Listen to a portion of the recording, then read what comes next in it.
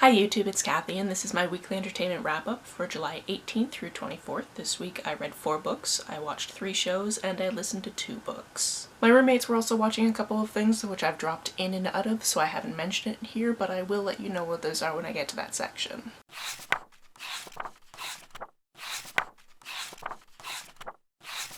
The first book I finished this week was The Twisted Ones by Kingfisher. This is something my friend Leanne over at Leanne's Lit recommended, and it is fantastic. Our main character is called upon by her elderly father to go clean out her grandmother's house. Her grandmother has recently died, and nobody's too broken up about this because she wasn't a very nice woman. However, that does leave the business of this house, and since she loves her father, she's decided to go do this even though nobody cares about Grandma. When she gets there, she finds out that Grandma was a hoarder, so this is going to be an even more fun task. The house in question is incredibly remote. It doesn't even have cell service, so basically she has the radio and her dog Bongo to keep her company. While she's chipping away at this, honest to God, there is a whole room full of creepy baby dolls. She comes across this diary of her step-grandfather. In it, he's talking about this book that his wife has moved on him and he can't find, and he's going to try to figure out how to transcribe what he remembers because it's very important to him. Now while she's cleaning out the house, she's looking for this book or she's looking for this manuscript, and creepy things start to happen. This was an excellent work of horror, and it went to places that I didn't think it was going to go, and I just very much appreciated being surprised by it. This was all about lore and scary worlds and weird creatures, and I just really liked getting back down to some really good horror. In fact, if you have any very excellent recent horror recommendations, please let me know down below. The next book I finished this week was a graphic novel called Taproot. This is about a character that works in a plant shop but also sees ghosts, and I can't really tell you all that much more because it gets into some very spoilery territory. We get to see a few scenes from one of the ghost's perspectives, and seeing that ghost go around and just kind of following people around, and then all of a sudden there's somebody who can actually see him, and that whole idea. This has to do with gardening and death and special powers, and also just some ridiculousness down the line that I appreciated, and I would have liked to see a longer version of this, but I was very happy with the art in this. This week I also read Last Act by Christopher Pike, which is a book I probably read when I was a teenager. And the interesting thing about Christopher Pike is he's always been branded as horror, but I would classify this much more as a mystery. Obviously some scary things happen in it, but it's much more of a mystery, and it's much more of a the main character becomes a detective to try to solve things type of book. Our main character is new at this school, but she's trying to reach out to make friends with some people, and one of the people she reaches out to tells her that she should audition for the play that that person is directing. She gets in, things are going fine, she goes on a date with a cute boy she's been crushing after, and then on the opening night of the show something goes terribly awry, and all of a sudden she is having a murder pinned on her. From there, she makes a list of suspects and tries to figure out who done it. Like the other Christopher Pike books that I've recently reread, this one had a lot of she-boobed boobily writing, especially at the very beginning. Like, you can write female characters without mentioning their breasts once. That's a thing you're allowed to do. Apparently nobody told that to Christopher Pike. Other than that, I was obviously pretty drawn to this because it's a theater-based book. There was a great mystery to it. The mystery actually had me guessing, although it took like a lot of pages at the end to explain all the twists and turns, and I felt that probably could have been condensed or done slightly better. This week I also read Juliet Takes a Breath, the graphic novel. I never actually got around to reading the book version of this, and when I realized there was a graphic novel, I was like, perfect, I can finally get around to this because that will take me no time at all to go through.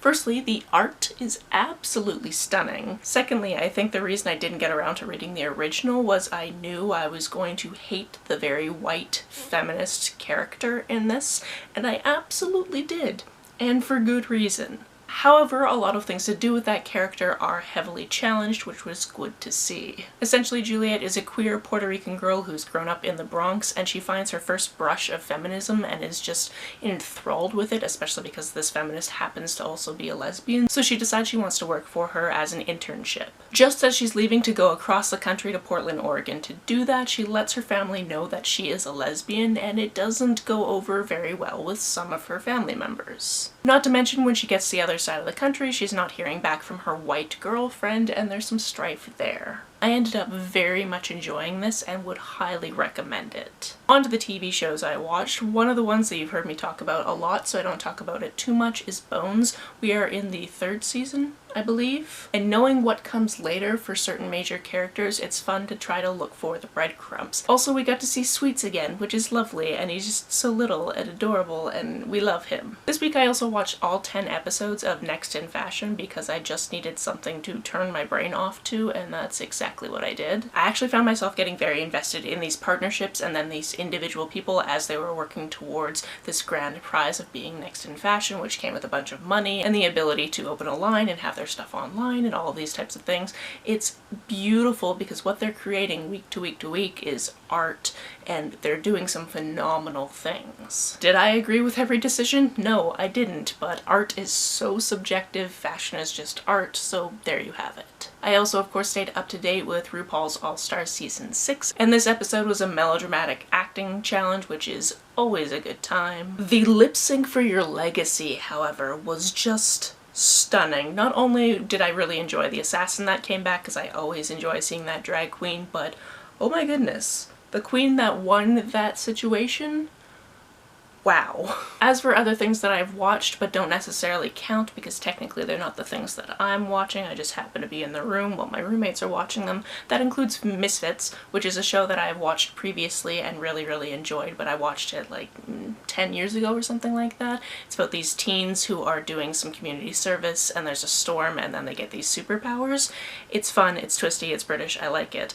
Also, Newsroom. This is something I've actually talked about on here because I watched all of it with my roommate near the beginning of the Panini, and now she's rewatching it with her boyfriend, so I'm watching it with them, and it is a lot of fun. Also, there's an episode of Queer Eye that never aired on Netflix, but is now online on YouTube, so I watched that. But if I sat here and talked about all of the YouTube content that I consume, we would never not be here. On to the books I listened to, the first one being Malibu Rising by Taylor Jenkins Reid. I was highly anticipating this book because I've loved everything that I've read by this author, and knowing that it has to do with famous people or even semi-famous people and this kind of historical setting, I just knew that I was going to enjoy it. I know that for some people this felt a little bit disjointed, but for me it just felt like filling in this beautiful backstory and then seeing it come to a head. Essentially, in the first part of this book you're following two timelines. One of them is Mick and June falling in love and what their romance looks like, and then later we're following their children. The interesting thing about the timeline to do with their children is we basically only follow them over a day when they are planning to do this big party that they do every single year. Through the backstory and learning about their upbringing, you get to learn why the party exists in the first place, and having all of these details to do with their life really enhances what's going on at this party. You also get all these little details about these side characters who have shown up to this party, and just enough background on who they are as a character or what their life is like to really get invested in what is happening to them at the party. I know that this didn't work for some people, but it really worked for me. There's just something about her writing that I just absolutely adore. I also just really love that this really just came to a head at this one epic event and all of the things that people were missing by being in other places at the party, and I very much enjoyed it. It very much worked for me. The other book I listened to is the first in a series, and that's Victories Greater Than Dead by Charlie Jane Anders. The weird thing about this book is at the beginning, because the voice actor placed the main character so young in her voice, or at least that's how I interpreted it, I didn't understand how old the character was meant to be, and I also didn't buy the premise. I thought that this character just had flights of fancy and thought that she was from a different planet and that people were going to come pick her up when she hit a certain age. And because of this, I had all these thoughts about her mother just maybe being mentally ill and having told her daughter these things all of her lifetime, and of course if it's coming from your authority in life you're going to believe her and that type of thing. But it ends up everything she's telling you is accurate. All of these things do end up happening, and most of this takes place not on Earth. Once we got to that part, it was a little bit more enjoyable for me, but because for whatever reason I just didn't buy into the premise at the beginning, it took me a little bit to enjoy this. However, once it gets going, it's this epic queer space adventure about this girl who was put on Earth and the memories of a very important space captain were put in her brain. However, when humans are born, you don't necessarily get all of that information at one time, so basically they have to unlock those memories once that body's basically gotten old enough that it's feasible to do so. Once she's picked up by the good guys and narrowly escapes the bad guys, who are definitely also looking for her, we meet a whole cast of characters who are very complex and interesting, and I really liked how this was done. The universe that this author created was incredibly creative, and I think that whoever made the decision to cast a voice actress for this made a very good call, because there's a lot of different interesting characters and they all got their own voices, which was just fantastic. That's it for this week. If you've read, watched, or listened to any of these, let me know about it down in the comments below. On the way down to the comments, if you hit that subscribe button, that would be very nice of you. If you don't feel like leaving a comment, but you want to make sure that I know you were here, just leave me an emoji or a smiley face if you're on your keyboard. Some people have asked if there's a way to financially support this channel, so I set up a Ko-fi account, which is a digital tipping service. The link for that is down below, as well as the link to my PayPal or my Amazon wishlist if you would like to buy me a book. You can like and share this as you see fit, and I will see you very soon. Bye!